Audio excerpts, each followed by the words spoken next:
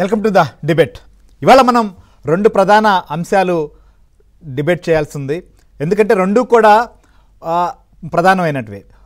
దాదాపు 226 రోజుల పాటు 97 అసెంబ్లీ నియోజకవర్గాల్లో పాదయాత్ర యువగళం పేరిట పాదయాత్ర చేశారు లోకేష్.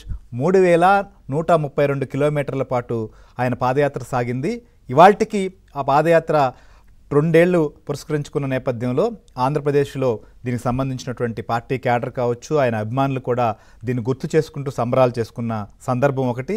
ఇదే రోజున లోకేష్ కూడా తను విశాఖపట్నం నుంచి రియాక్ట్ అయ్యారు. పార్టీ పదవులపైన తనకు డిప్యూటీ సీఎం సంబంధించిన చర్చ జరిగింది, దానికి సంబంధించినటువంటి అంశం పైన, లేదా ఒక నాయకుడు ఎన్ని దఫాలుగా ఒక పదవిలో ఉంటే బాగుంటుంది, ఎలా ఉంటే బాగుంటుంది అనేటువంటి ఒక అంశం పైన తన మనసులో ఏముందో కూడా ఆయన వ్యక్తం చేశాడు.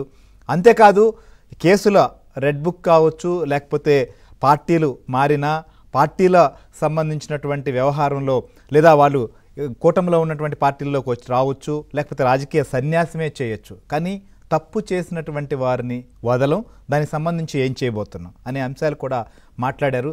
ఎందుకంటే అప్పట్లో వైఎస్ఆర్సీపీ ముఖ్యమంత్రి జగన్ ఉన్నటువంటి పాలనలో అసలు ప్రతిపక్షాలు గొంతు విప్పి బలంగా తమ వాదన వినిపించలేనటువంటి సందర్భంలో లోకేష్ పాదయాత్రకు శ్రీకారం చుట్టడం, అసలు పాదయాత్ర సాగుతుందా, ఒక అడుగైనా ముందుకు పడుతుందా, ఒక్కరోజైనా పూర్తవుతుందా అనేటువంటి హేళనలు, అవమానాలు, అనేక రకాల విమర్శల నేపథ్యంలో అట్లా సాగినటువంటి పాదయాత్ర. దీనికోసం ప్రత్యేక జీవోలు, చివరికి మైక్ లాగడం, స్టూల్ ఎక్కితే స్టూల్ను కూడా లాగేసినటువంటి సందర్భాలు అనేకం చూసాం. వీటన్నిటినీ కూడా అధిగమిస్తూ ఒక్కొక్క అడుగు వేసుకుంటూ 3132 కిలోమీటర్ల పాటు సాగినటువంటి సందర్భం.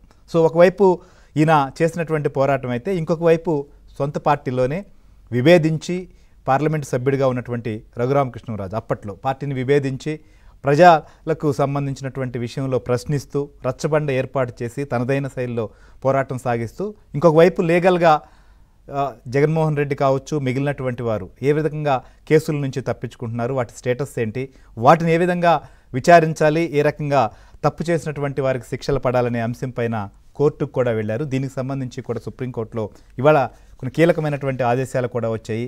దీనికి సంబంధించి కూడా మనం డిస్కస్ చేయాలి. సో ముందుగా మనతో పాటు ఉండి శాసనసభ్యులు రఘురామకృష్ణరాజు గారు కూడా లైవ్లో ఉన్నారు.